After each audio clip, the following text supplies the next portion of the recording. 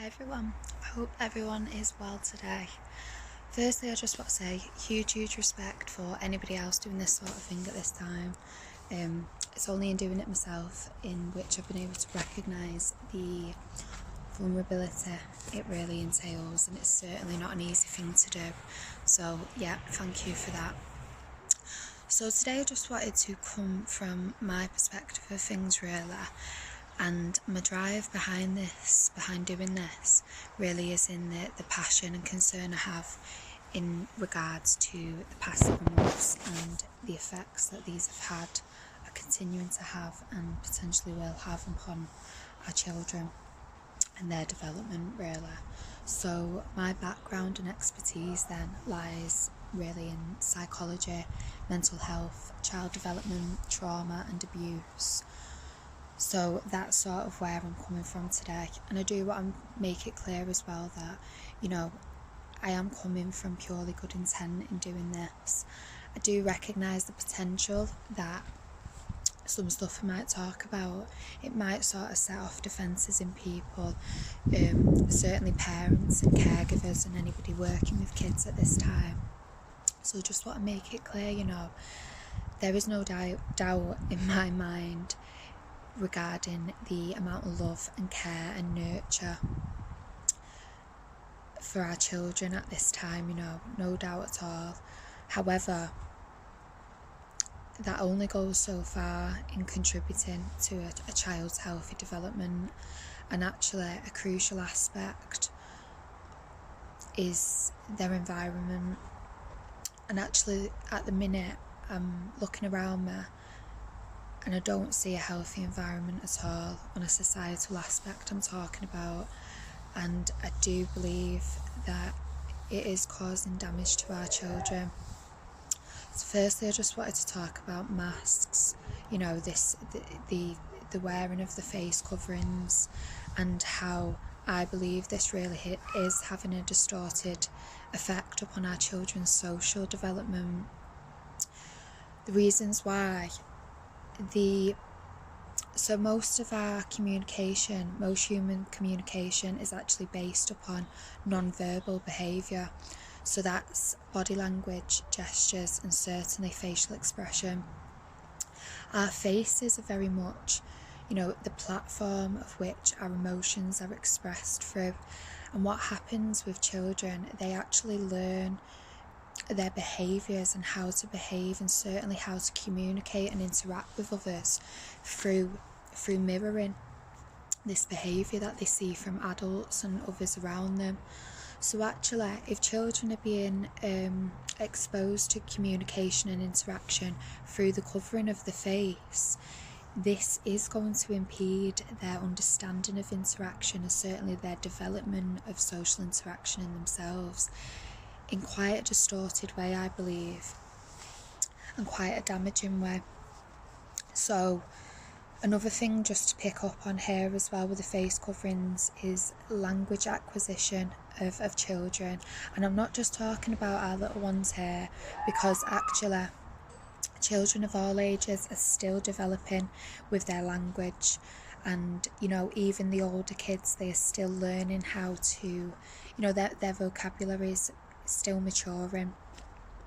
So with children then, they learn language and how, the pronunciation of words and the formation of words through obviously the mouth, the shaping of the mouth, and particularly so for our younger ones, the non-verbal who are going into verbal development.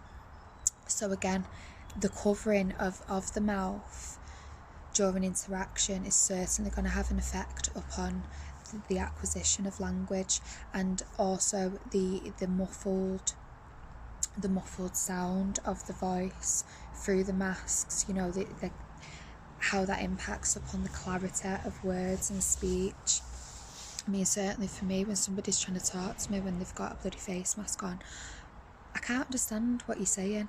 Not just because of the sound, but because I can't actually see your face and the movement of your mouth, which is a large part in the way our minds comprehend and understand words and communication. So another thing I just wanted to pick up on then with the masks is actually with our babies, like honestly, mums, dads, grandparents, caregivers out there, please stop wearing them bloody face coverings in front of your babies. I've seen far too much of it at the minute, and honestly my heart absolutely aches for babies and the younger ones in particular, for the older ones as well, but certainly for the younger ones and our infants. They form bonding through seeing their caregiver's face, through seeing their mums and their dads' faces. You know, they seek reassurance from actually seeing them faces. And of course, you know, there's the fact that children, certainly the babies, they don't have the level of intellectual maturity and comprehension and in their minds, you know, to actually understand that there exists a nose and a mouth and a face underneath the masks. Of course, for adults, you know, you're getting about in your mask and you're seeing others with a mask and you're fully consciously aware that there exists a face underneath. Children, particularly our younger ones, they don't have that going on in their heads, you know. All they're seeing, if you imagine a human face with just eyes on it and the rest of it's blank, you know, there's no nose and no mouth, what a freaky image that is. That is what our kids are seeing. That is what's being presented, particularly to our babies. So please, I can't stress it enough, you know, it is crucial that our babies are seeing the mums and the dads' faces.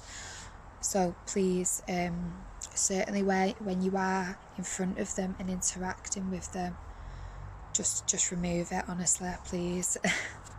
You know, for all kids really, the actual sight of seeing people getting about with these masks on, it's so unnatural. It really is so unnatural. And I just dread to think what is going on a subconscious level.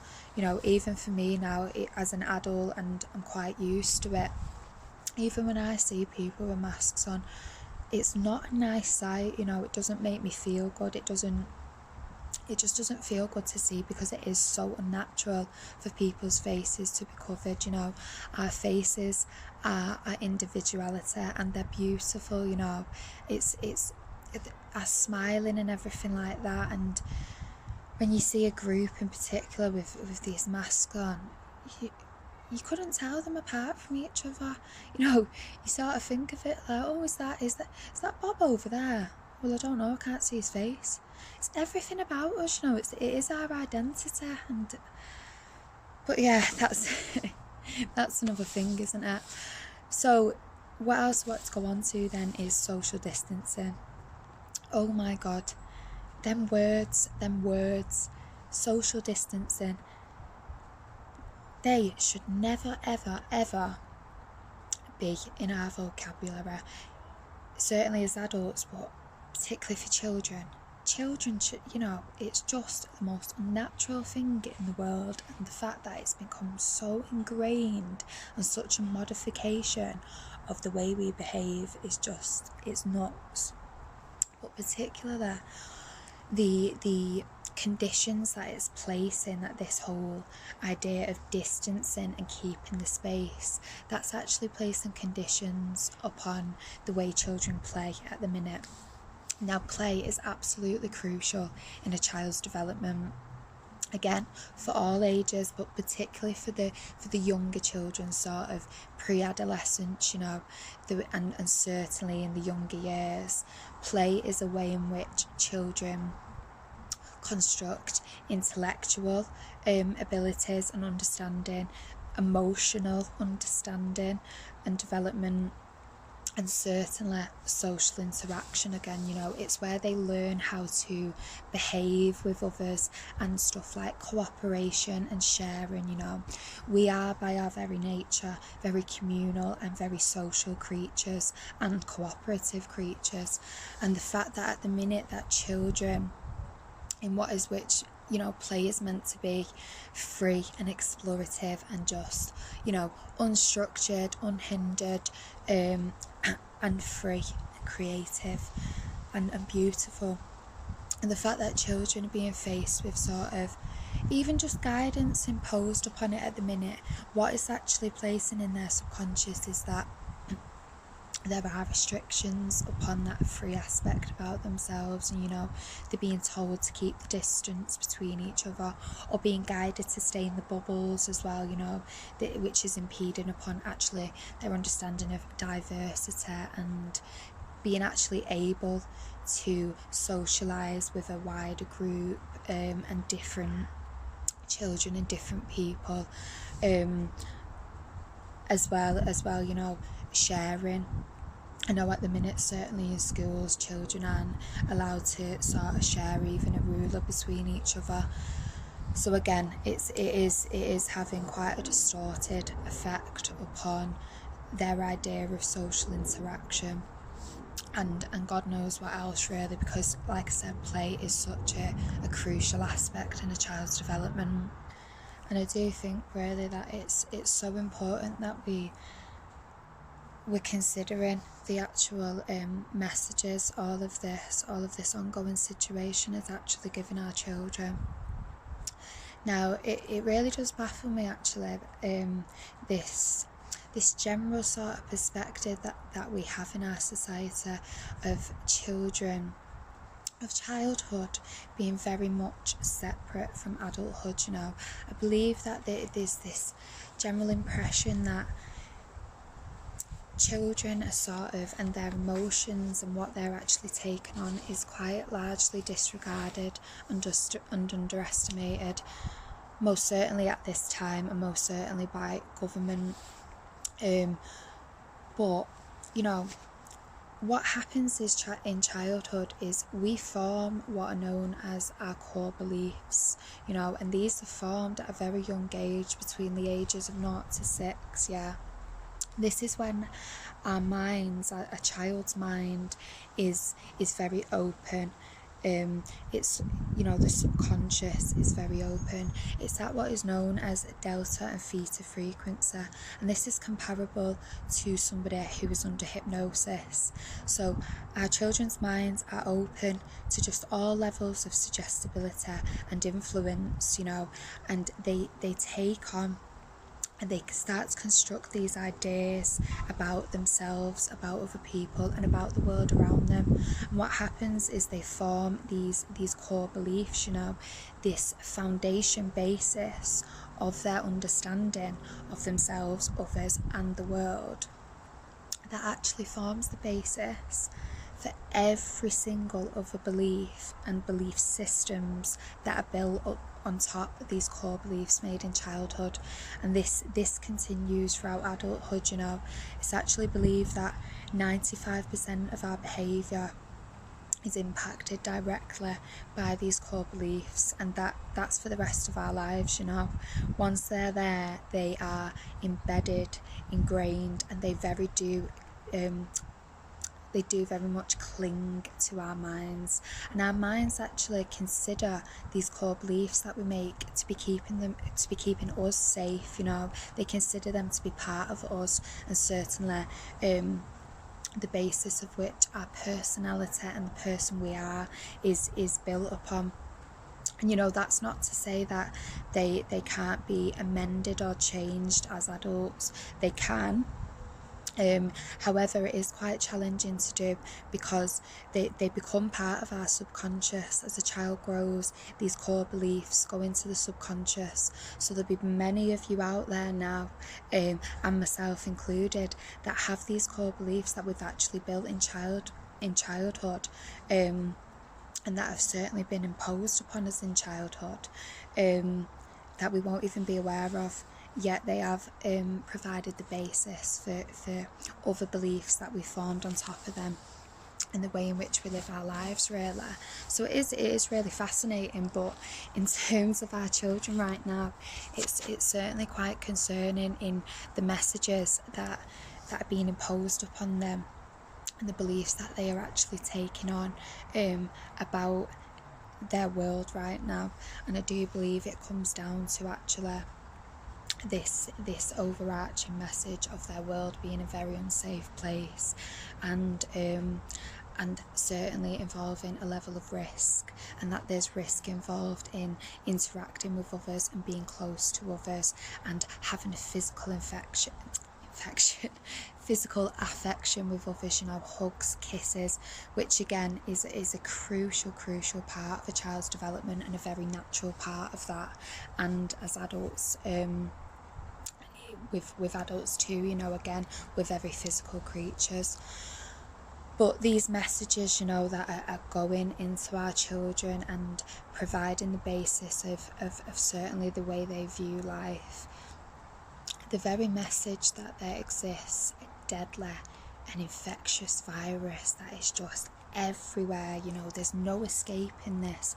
And certainly if you're a household that's got the TV on, and you know the radio on with your children present, and especially if you are, you know, following these rules and restrictions and the wearing of the masks and everything, I just would like you to start considering the messages that are actually going into your children, you know, because this is setting them up for life, you know, for life, guys.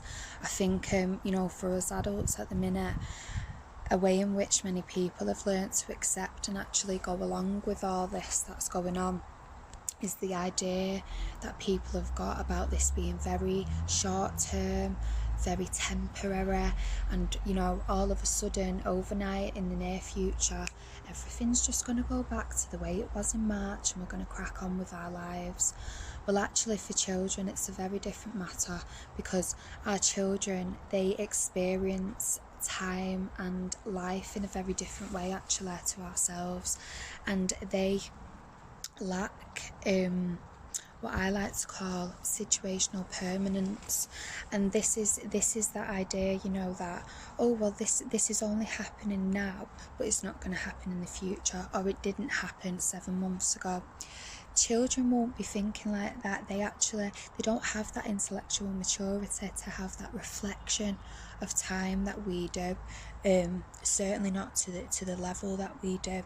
So for children, they very much are living in the present. They're living how we all are meant to live actually, but they are very much based in the present. And actually what's going on in a child's life is going on in a child's life. You know, they've not got that life experience and that maturity in life to actually be like, hold on, this isn't right, or this doesn't make sense, you know. It's just happening to them. This is their life, you know. And actually this isn't a temporary thing. This has been going on for 7 months now. 7 months is a hell of a long time in a child's life, you know. And actually many of our children would have faced quite big developmental leaps during that time, surely, certainly our younger ones. So, you know, this whole idea and perception that, oh, you know, thank God they're so young, they won't remember this, and you know, oh, it's not really affecting them, and oh, we've got a pretty pattern on the masks now, so kids quite enjoy it, it's quite a game for them, you know. No, this as much as children may seem happy and, you know, resilient and going, you know, at this time, and certainly I know many will be, you know, which is brilliant, you know. Of course there's nothing better than seeing kids happy and adapting to the circumstances and everything like that. And children, by their very nature, you know, they are resilient. But that doesn't mean that this isn't having really serious and concerning effects upon their subconscious minds and upon their development. And certainly it won't be really any time now or in the near future that we will be seeing the extent of these effects. It's going to be in 10, 15, 20 years time when I believe the consequences of this period and this ongoing situation is really going to start presenting itself in the young adults, this generation that are going to exist then, you know.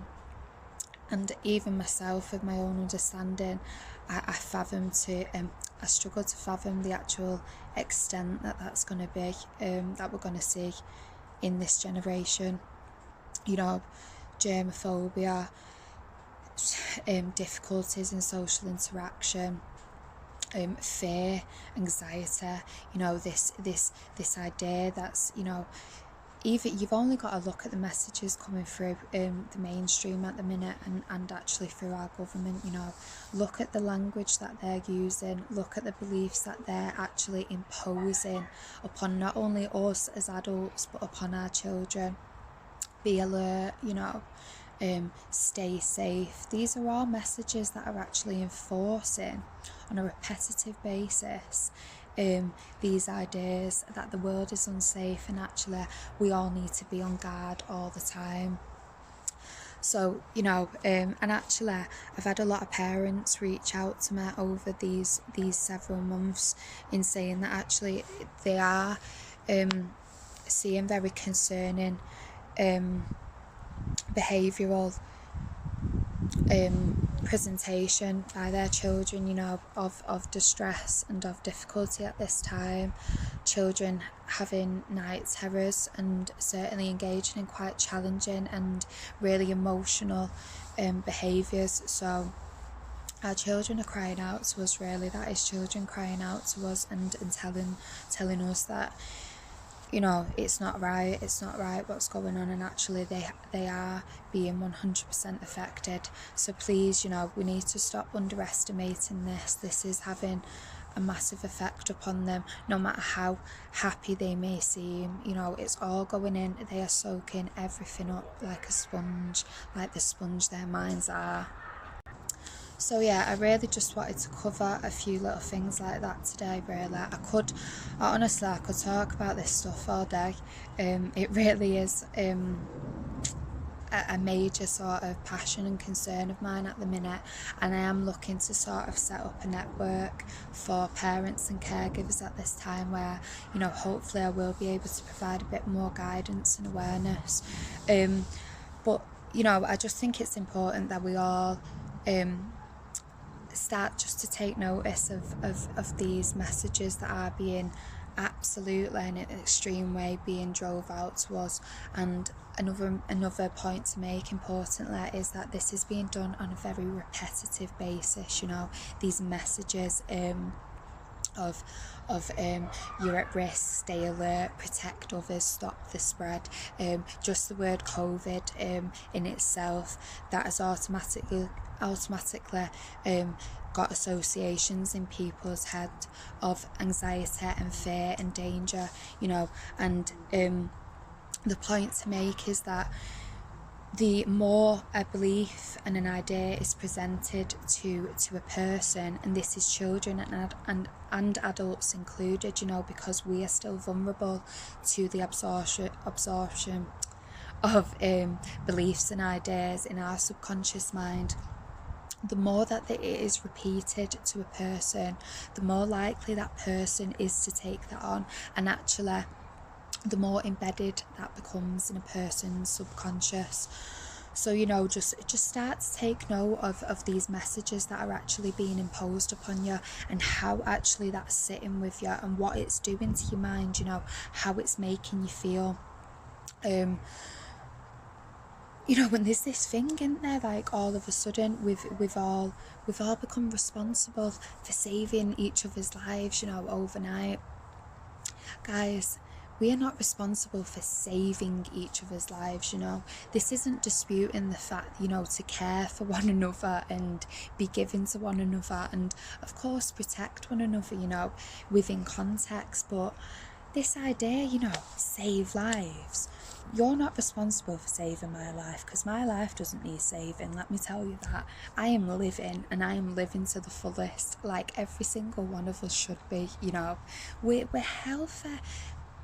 You know, even if you do have conditions, you know, our bodies are strong, our bodies are capable, and actually, if we were given more guidance about the power and the ability of our minds, and just this empowerment, guys, you know, just start to try and just do what you can to find that in yourself at the minute. If you are finding you're going along with these rules and restrictions and you don't really know why, and actually I'm going to be so blatant as to say, I think for a lot of people, certainly from my perspective and what I've sort of been presented with at where people are at, a lot of people are, their fear and anxiety lie in the actual breaking out of the conformity of, you know, breaking the rules and breaking the restrictions, and, you know, oh, what's somebody going to say to me if I don't wear a mask in a supermarket?